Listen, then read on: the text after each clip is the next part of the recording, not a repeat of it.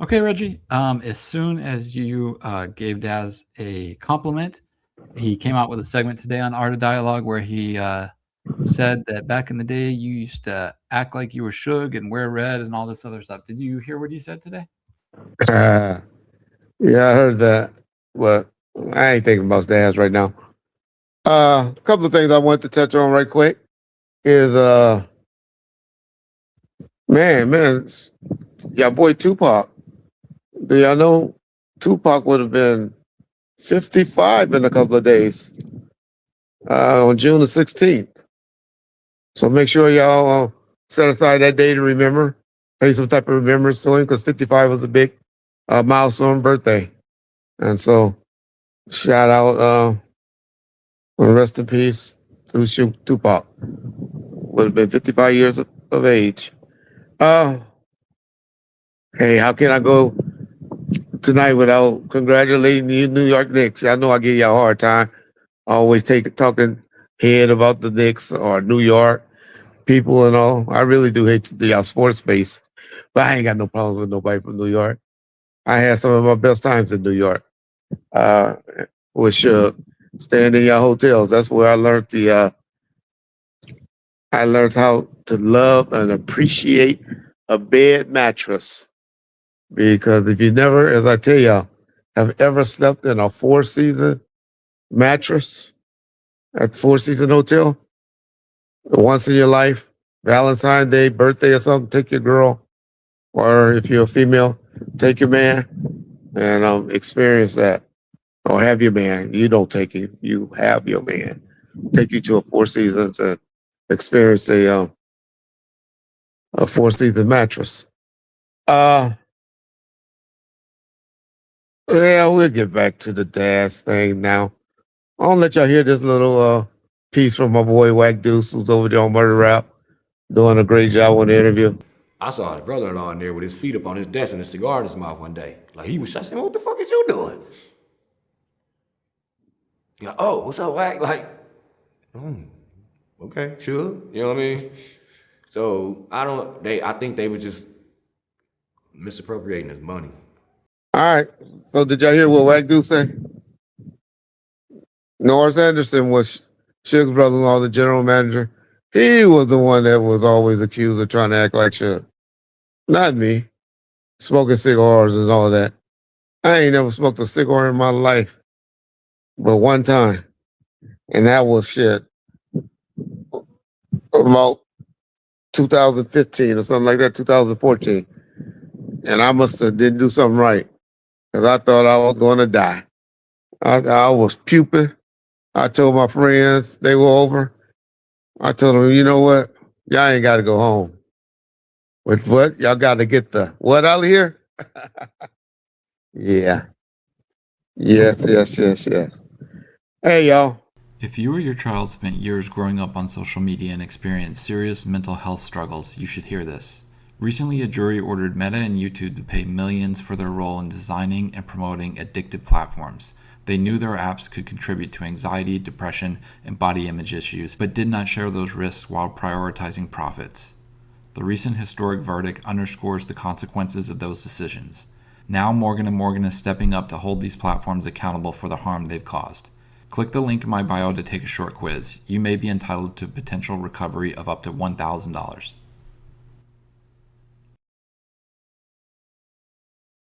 That commercial that just played right now, that commercial that just played, y'all make sure, y'all sign up for it.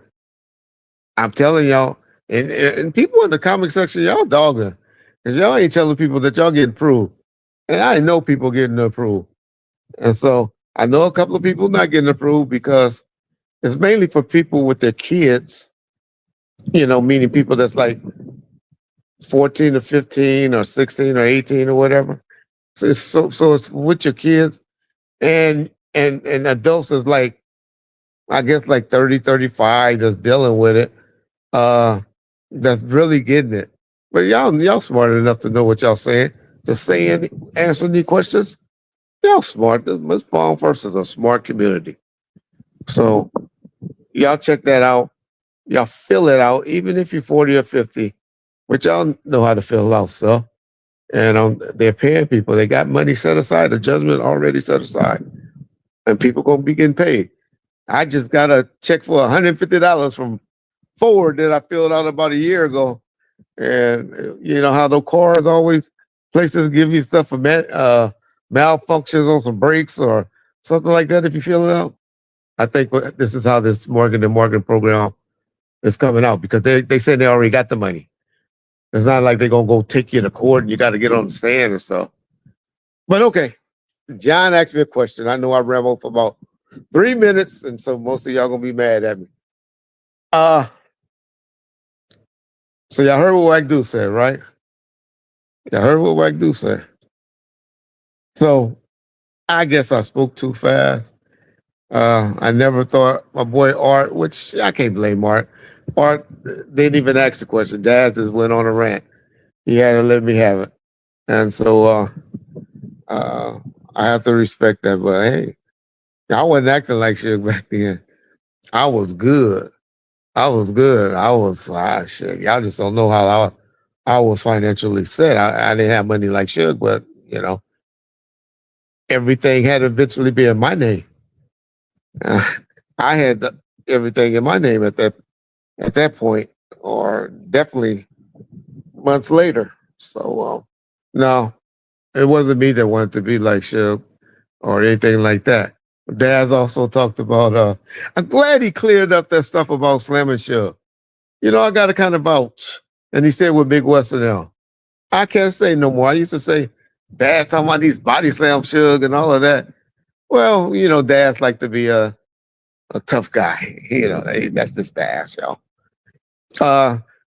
You know, he never been strong enough to. I'm telling y'all, I talk shit about Suge, but one thing I never took, and y'all seen a segment with me and James, but I set up and told James, you're not gonna take Suge. Suge was no punk. Yeah, I'm not gonna sit up here and let you take that from Suge. And so I always say Suge wasn't nobody that's gonna be letting Daz, who at that time back in the '90s, you know, he's a little thick now, but back in the '90s, Daz probably was. If he was 200 pounds, I'd be surprised. And Suge was always 300 plus. So when he talking about he was, you know, I believe the horseplay stuff, but I don't believe that Daz ever got the best of Suge by no means. Daz is still mad because, and y'all got to remember when he talk about that, because it's one thing to let your friends have some, you know, but you don't let your friends have some with your wife unless you had them 22. All right, that's the only time you let the homies have something with your wife. I don't understand that wife shit. So that's why Dad's mad. That's why Dad's always have to throw a jab in, no matter what. Dad's talking about. I love how stupid he is that he's gonna be getting the Masters and owning everything in 2028. Well, I guess the only thing he can own in 2028 because he always talking about that 35-year revision. Well, he better add another 3 years to that. That's because All Eyes on Me didn't come out till 96. 35 and 96 is 2031. Right? So I don't know, Dad, if you wait until January 2028, I think that's the only thing you could do is whatever you could say you did on the Chronic, which I think you're gonna have a hard time then. Because as I told you, Dr. Dre done sold that shit. You won't be fighting Dre. You always think you're gonna be fighting Dre and Snoop and Suge and all them that don't know how to go to court. You're gonna be fighting companies that this is what they do, Daz. These people have sold their publishings and these masters and these rights to the companies for major money, $200 million. People that's buy your stuff and advances you $200 million or whatever. if it's for 10 years, if it's for the lifetime or whatever, that paperwork be iron sealed. And Brett, I ain't gonna say Brett last name because I like Brett. Brett was always good, but that's your attorney. Brett ain't gonna be able to get that done. Brett is a musician that love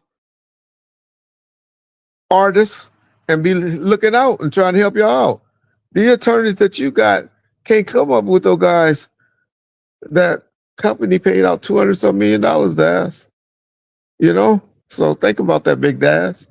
Big dog, tough guy, Avatar.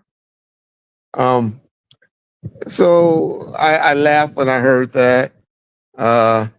He's right about the Lady of Rage was supposed to be up next, and Dr. Dre was going to Dr. Dre was going to he really wanted Rage, and that's why when Tupac came in, it kind of messed up things and reshuffled order. But who wouldn't have done that? Who wouldn't have done that for Tupac? Having Tupac, who had just had Me Against the World, that sold 2 million records. Who wouldn't have done that? So, everybody had to step aside. What else? What else we're going to talk about?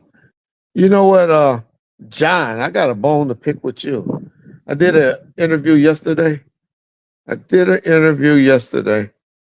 And a lot of people in the comment sections are telling me that the only time Dr. Dre was considered a executive producer, a co-executive producer, and it's not a bone. I need a trivia. That's what I should have said. So I want you to show it if you can. If you can't, then they're right. But everybody calling me a liar in the comment section on Miss Warren. But they said the only time Suge had Dr. Dre and Suge had their name as co-executive producers is on the dog food. They said he wasn't co-executive producer on the Chronic. He wasn't it on the Other Realm. He wasn't it on Doggy Style. I don't know, quite frankly. Yeah, I'll have to look. I'll have to look and see. But if you could check that and prove it to the people, because I hate putting out bad information. When I'm wrong, I come out and correct it. So, but I definitely know and stand by what I said about the All Eyes on Me.